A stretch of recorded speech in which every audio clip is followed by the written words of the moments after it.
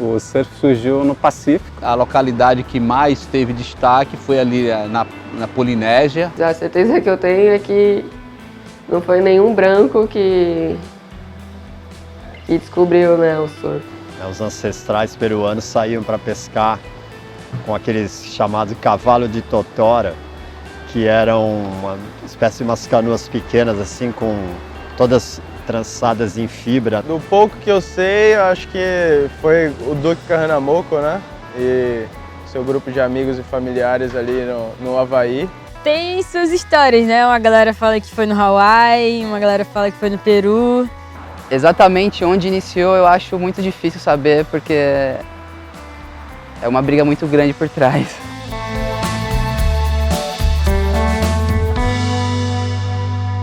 Na década de 80, 90 e 2000, ainda havia um conjunto de empresas, né, de marcas que dominavam o cenário e que mantinham a indústria, né, do surf do Brasil. E essas marcas eram suficientes para atender essa demanda dos atletas, né? Então eu, como era um atleta de destaque, com certeza eu tinha os melhores patrocínios no bico da minha prancha. Nós tínhamos, claro, uma demanda bem menor se comparado à atualidade, né? E praticamente 90% dos atletas que estavam competindo tinham patrocínio de bico, independente de ser negros ou brancos. No circuito mundial eu encontrei realmente um cenário bem diferente, né? Porque por conta até mesmo da cultura, né?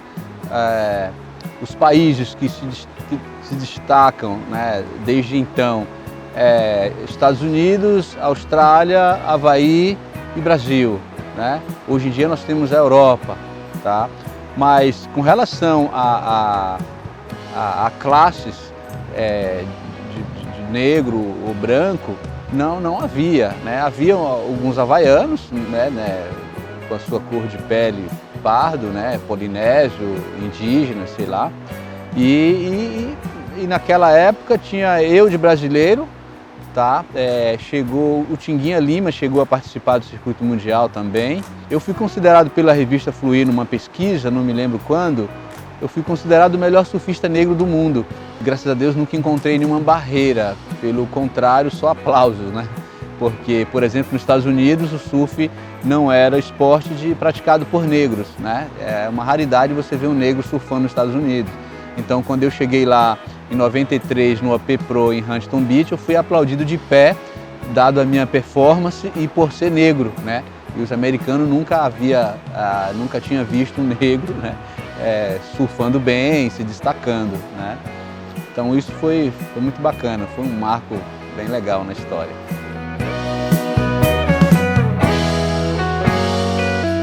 Quem tinha acesso ao esporte? O esporte é praticado por quem, né? Talvez pela elite, né? Que tem mais chance de se divertir, de ter mais tempo. Na Austrália, qual é o negro que poderia começar a surfar e ter destaque? Um aborígena, talvez? Se ele tiver oportunidade, pode ser que ele chegue lá, né? Estados Unidos tem muitos negros, mas talvez o surf não seja um esporte atraente para essa categoria, tá? Brasil, o país miscigenado, né? E tem muitos negros no Brasil, com certeza muitos negros praticando surf, né? Mas eu entendo que as instituições hoje no Brasil têm um papel fundamental em trabalhar essa questão de oportunidades para todos.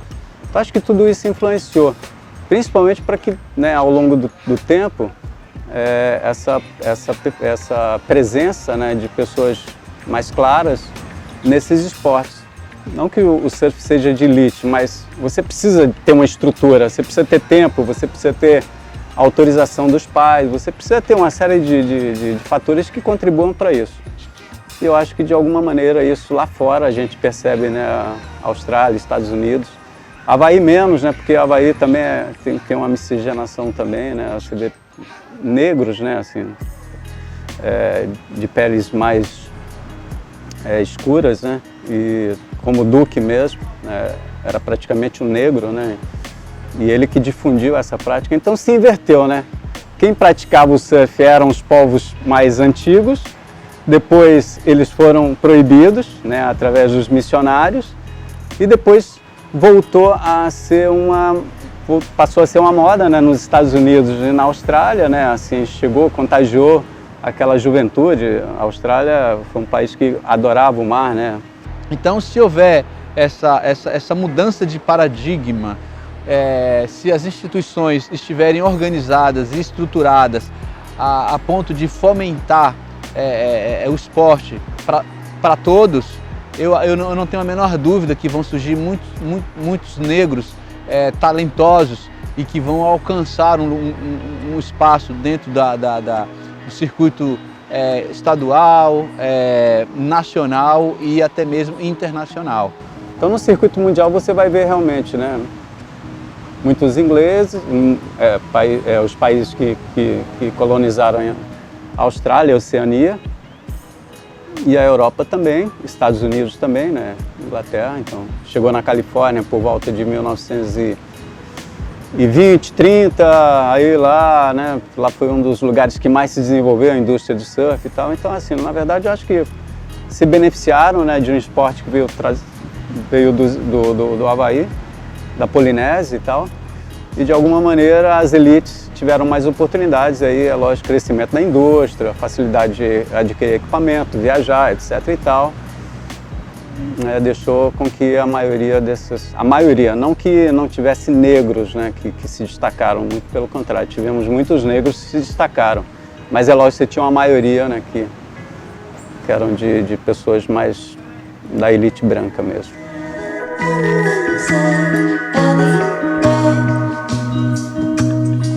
Quando eu comecei a surfar, eu não tinha essa referência de mulher negra surfando. Então, tipo, eu não ligava muito. Foi coisa que eu também fui aprendendo ao decorrer dos anos. E o surf já ser um esporte machista e, com certeza, às vezes rola um pouco de preconceito e racismo. Fica muito mais difícil para uma pessoa negra, tipo, eu conseguir um patrocínio. E eu vi esses dias o Igor Dantas, ele fez uma entrevista falando sobre algumas experiências que ele já passou. Tive 20 anos patrocínio da Quicksilver. Foi uma marca que me ajudou muito na minha carreira toda, mas até na Quicksilver há alguns anos eu me sentia tipo meio triste, puto, e não estava mais feliz por isso, tipo, eu chegar e ir numa loja e ver tipo uma foto de dois caras que já tinham sido mandados embora e de um outro loirinho e não ter uma foto minha e tipo, não tem mais ninguém na Quicksilver Brasil, não tinha, era só eu. E eu tipo assim, pô, não tô entendendo, tipo, falaram que quando fosse o cara da marca, tipo, eu ia aparecer, eu ia isso, eu ia aquilo e eu não tô vendo nada.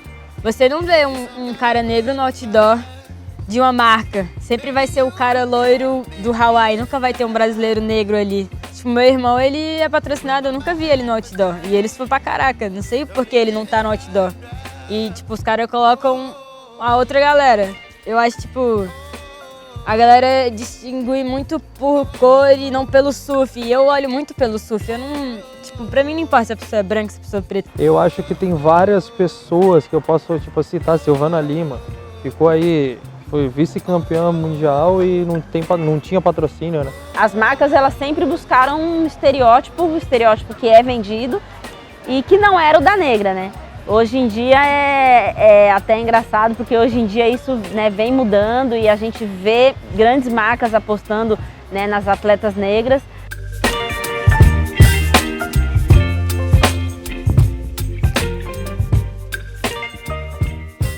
Eu vejo a galera fazendo mais campanhas com os negros, tipo, trazendo mais pra galera conhecer. Já vi vários influencers trazendo gente negra para mostrar o trabalho no Instagram. Quantas e quantas fotos eu publiquei de surfistas que depois que as fotos são publicadas numa matéria ou numa página simples ou dupla, renovaram o contrato de patrocínio. Então, hoje a nossa ferramenta não é mais para divulgar essa galera, não são mais revistas, né? São nossas mídias sociais, eventualmente matérias nos sites Eu tive uma marca que me apoiou por muitos anos, né, por 7 anos, que acreditou no meu potencial, e eu acho que o que eles vendiam não era, né, o estereótipo que era vendido, e que realmente vendia o surf.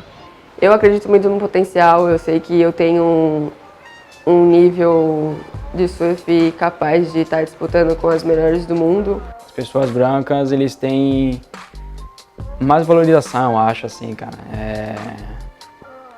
Acho que tem meio que um preconceito com negros, assim, com o pessoal do Nordeste, de todo o país, eu acho. E é um investimento que eu não tenho de grandes marcas, né? E, tipo, sem esse investimento eu não tenho como ir para uma Costa Rica, não tenho como ir para um Hawaii para estar ali treinando, surfando aquele tipo de onda. Então acredito que eu estou um pouco para trás por esse fato de não ter esse investimento, e esse investimento eu acredito que é por conta da minha cor. Tipo assim, a gente não recebe o mesmo mérito que os outros loirinhos de olhos verdes recebem. A gente sempre tem que provar 2 vezes mais, né? Porque é difícil você chegar e saber que às vezes você ganhou a bateria, ou às vezes e por alguma coisa, algum motivo não aconteceu, ou não passou, ou não... E aí você fala, porque o cara é loirinho. Tipo, eu perdi baterias várias vezes, tipo com 2,9, e eu falo assim, mas o que tá acontecendo? E aí, tipo, um amigo meu chegava e falava assim, cara, é melhor... Tipo assim, é muito mais fácil um loirinho de olho verde estar na semi ou na final do que você, moreninho. Eu preciso ser 2 vezes melhor, sabe? Pra estar ali, conquistar um espaço e ser respeitada, ser valorizada. O surf é um esporte, ele é bem masculino. Eu venho de uma família só de homens, então assim, eu já cresço, né? Já cresci numa família um pouco mais masculina também, mas nunca senti, assim, em alguns momentos eu sentia dentro d'água, né, a questão do machismo, mas eu falo de uma forma geral, não por eu ser negra, e sim por ser mulher, mas eu acho que por eu vir de uma família de homens também, isso acabou me dando uma proteção, né, que é diferente de quando você surfa sozinha, né, de quando você não tem ninguém ali com você, e que eu já presenciei algumas situações bem desagradáveis com mulheres, mas que hoje em dia também vem mudando. Assim, a imagem que eu passo, assim, quando eu chego em algum lugar, pelo menos onde eu moro, a galera já me conhece, sabe, do potencial que eu tenho, então de uma certa forma eles me respeitam. Tá ficando cada vez mais normal a mulherada se impor mais. Então eu acho que tá mudando muito, tem esse preconceito ainda ao redor do mundo. Ou até porque eu tô surfando uma onda diferente, então eu tô com muita vontade, então eu solto surf mesmo e tipo, a galera meio que fica impressionada. Então acho que isso me ajuda de uma certa forma a não passar por esses momentos chatos, assim, sabe? Tipo de preconceito, falta de respeito.